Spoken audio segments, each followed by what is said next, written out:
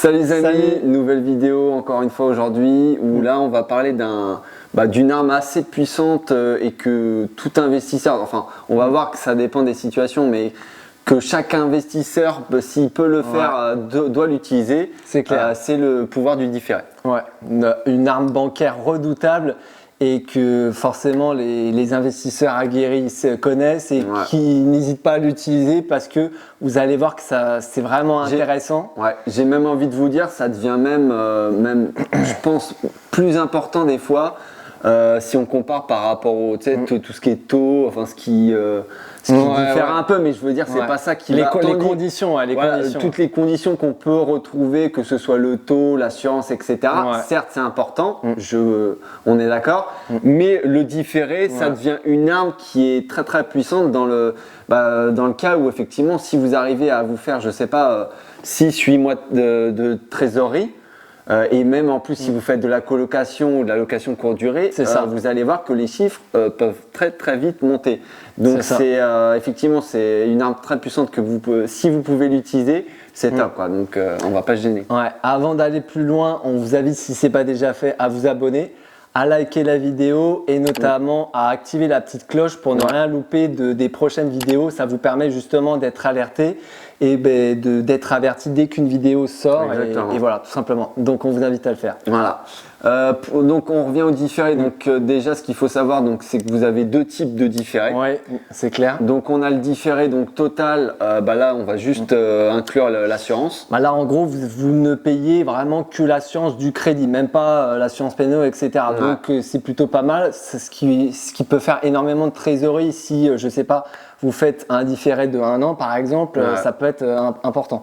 Je pense qu'il est important de préciser avant d'aller plus loin. On n'a pas dit les durées. Voilà, vous avez plusieurs types de différés. De manière classique, vous avez 6 mois, 1 an, 2 ans, voire même 3 ans. C'est possible, 3 ans c'est déjà arrivé. Je crois, il me semble, tu as peut-être aussi 3, enfin ça dépend peut-être aussi des banques. Ça dépend, peut-être qu'ils peuvent vous proposer 3, 6 mois, 9 mois. De manière classique, c'est ça, c'est 6 mois, 1 an, 2 ans. Mais ça dépend, je pense que ça dépend peut-être des banques, des conditions que, ça se trouve, eux, dans leur banque, ils ont que des paliers. Et après, ça diffère peut-être dans chacune d'entre elles. Donc, on a parlé du différé total. Donc, qui dit total, comme on vous l'a très bien dit, vous ne payez pas grand-chose, quasiment rien.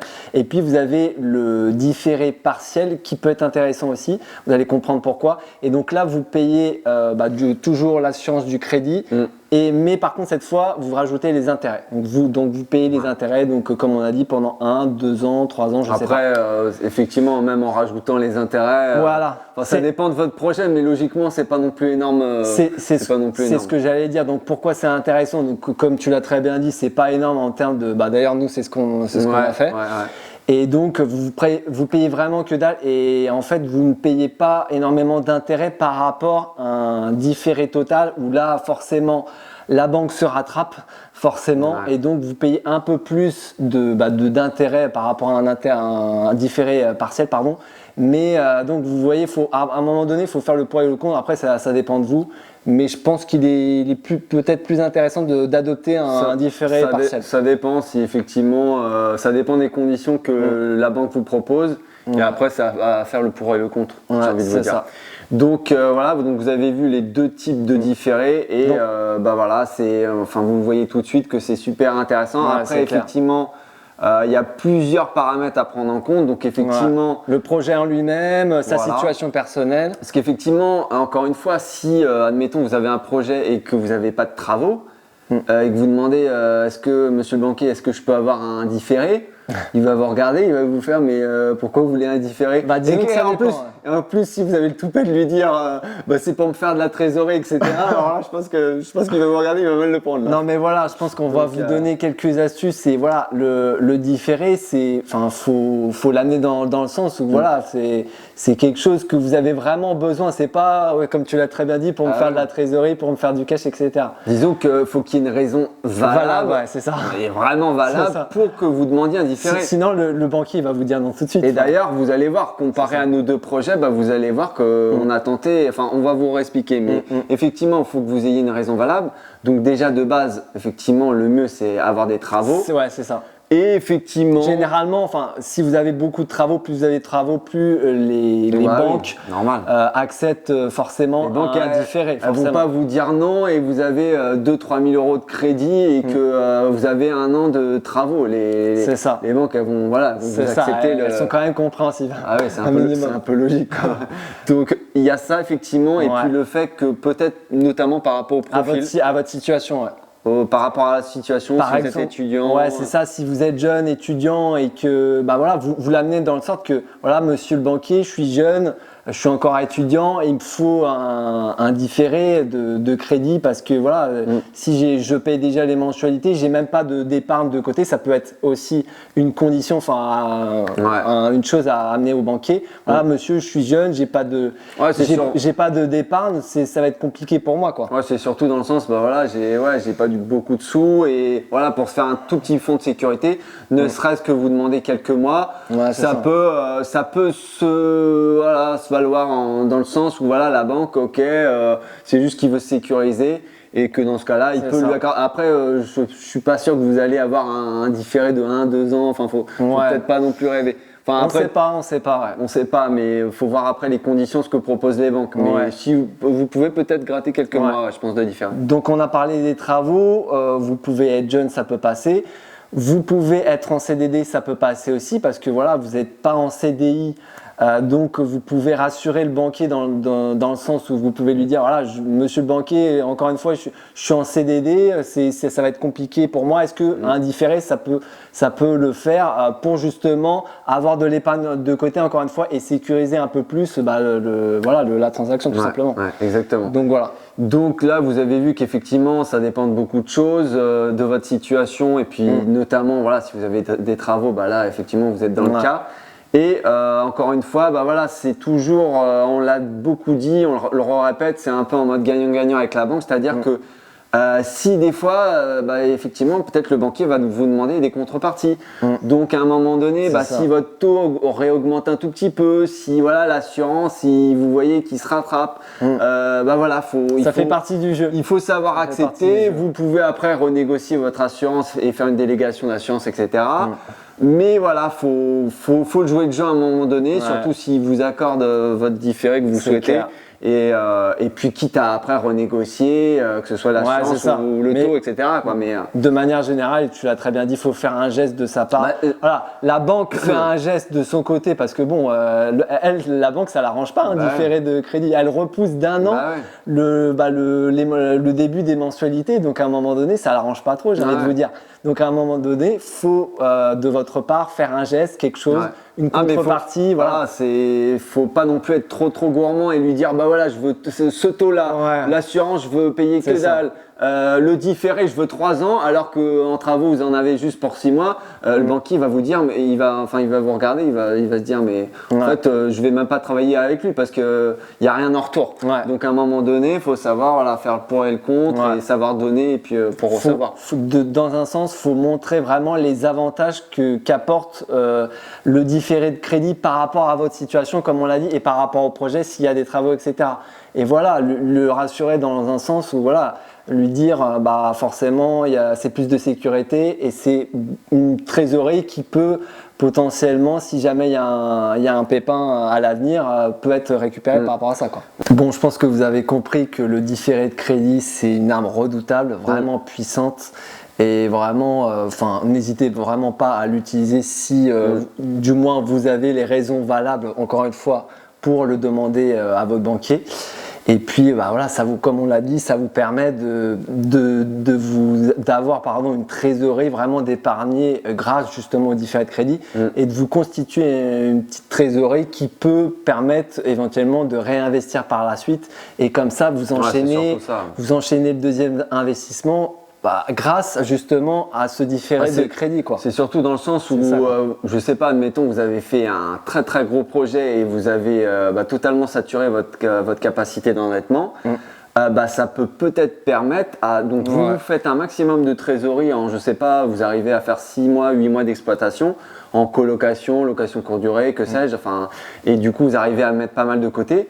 ça peut être l'élément déclencheur. Pour le prochain projet, ça peut être une sorte d'apport pour financer et dire voilà, le banquier, même si votre capacité d'endettement elle est vraiment limite, voire à la limite vous pouvez dépasser, mais que c'est un peu chaud, vous mettez, je sais pas, 10, 15, 20 000 euros sur la table. Et là, peut-être que ça va faire une grande différence. Ça peut faire la différence entre un deuxième projet et que vous pouvez demander à la banque justement un crédit et grâce justement en mettant de l'apport grâce à ce premier différé, différé de crédit. Comparé à si vous n'avez pas fait de différé de crédit pour le premier projet, vous êtes bloqué, vous n'êtes pas constitué une épargne suffisante pour pouvoir justement vous permettre de mettre de l'apport pour le deuxième projet. Ou notamment, si vous avez investi dans un immeuble de rapport et c'est un gros immeuble de rapport comme nous, vous faites tout de suite, c'est-à-dire en 4, 6, 8 mois, une trésorerie nécessaire pour pallier à tout imprévu, que ce soit même de la toiture, ravalement de façade, vraiment de gros travaux. Nous, c'est ce qu'on est en train de faire. On a une grosse trésorerie de côté et on se dit si jamais, je sais pas, on doit refaire la toiture dans 1 an. On se dit on a les sous de côté. Et ça exactement. Je peux vous dire, c'est une sécurité de fou, quoi. Surtout quand à un moment donné vous avez des gros immeubles, etc. Bon, après si c'est des petits appartements, c'est différent. Mais là, vous dites vous êtes safe, vous avez vraiment une grosse sécurité, quoi. Et de manière concrète, donc on va vous dire un peu nous un peu ce qui s'est passé par rapport au différé de crédit, parce que on l'a évidemment, comme vous pouvez l'imaginer, on l'a utilisé. Pas pour le deuxième projet, on va vous expliquer pourquoi, mais pour le premier projet, évidemment, on l'a exposé tout de suite au banquier à un moment donné, c'est normal, même si on était deux, c'était un peu plus sécurisant, mais les travaux étaient tellement importants que on l'a amené devant le banquier, il a tout de suite compris. C'est vrai qu'après en durée, on aurait peut-être pu faire mieux, on a eu que 1 an de différé, mais bon, on se dit que après. Je sais plus si on avait tenté, peut-être pas. Il me semble qu'on avait demandé 2 ans et il nous avait dit 1 an, mais bon, c'était tellement un peu chaud nous parce qu'on n'avait pas non plus des bons profits. Ouais, c'est ça. Il y a des contreparties. Il nous a dit 1 an max et on a dit ok, donc à un moment donné, mais bon, on a eu 1 an différé. Mais en tout cas, ça a été accepté parce que il y a eu des travaux. On était en CDI, mais c'était quoi, 4-5 mois, on était en CDI. On venait de commencer notre CDI, donc vous voyez nos situations, même si le fait qu'on était deux, non, mais c'est surtout que on a fait que 1 an de différé. On a réussi là on arrive à la fin de l'année de différé, là tout juste pendant qu'on tourne cette vidéo. Et je pense, on n'a pas les chiffres exacts, mais je pense qu'on s'est fait, grosso merdo, à peu près 20 000 euros de revenus, de cash flow, qu'on a réussi à mettre de côté pour pouvoir soit réinvestir. Constituer une trésorerie, exactement. Donc, ce qui est énorme. En 6 mois. En 6 mois. Donc vous voyez que le différé de crédit, c'est quand même très important. Et puis le deuxième projet, donc là, pareil, on a essayé de tenter, forcément. Mais par contre, c'est pas passé. Pourquoi ? Tout simplement parce que le banquier, en fait, a tout de suite compris que le local, en fait, vous savez, le local Priba payait entièrement le crédit. Il a tout de suite compris, en fait. Et puis nous, forcément, on a fait un dossier béton, comme on l'a dit dans une précédente vidéo. On a fait un dossier béton et on a exposé les chiffres. Et le banquier, il n'est pas bête. Il a vite vu que le local couvrait le crédit. Donc, il nous a dit cash, il nous a dit, mais messieurs, pourquoi voulez-vous un différé de crédit alors que le local paye déjà entièrement le crédit?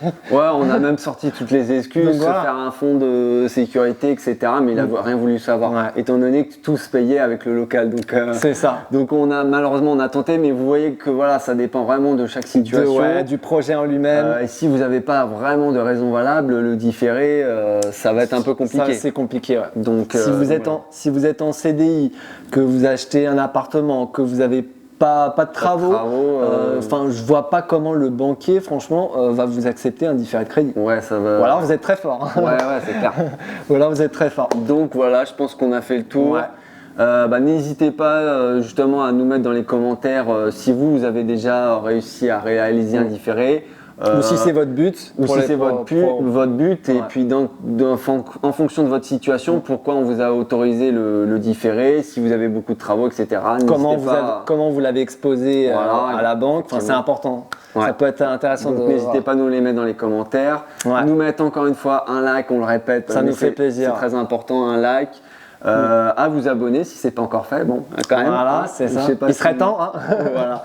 Et puis, de toute façon, on se retrouve pour une prochaine vidéo. C'est ça. Allez, salut, ciao.